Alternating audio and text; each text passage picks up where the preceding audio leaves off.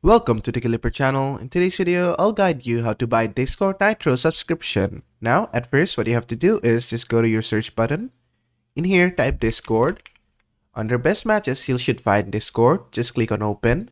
From here, you want to go to billing settings. Under billing settings, there is Nitro. Just click on Nitro. Now, here, you'll find your Nitro. There are two types of Nitro. One is Nitro Basic, another is Nitro. So, from here, just click on subscribe. Then select the package which you want. I'm going for Nitro Basic. From here, you can either select monthly or yearly. Just choose whatever is suitable for you and click on select. After that, just select the payment type and click on pay here. After that, your browser should open. After that, just put in your card details or payment info and click on purchase.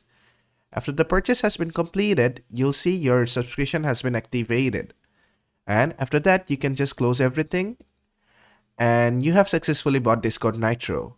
And that is how to buy Discord Nitro subscription. I hope this video was helpful. If it was, please give it a thumbs up and don't forget to subscribe.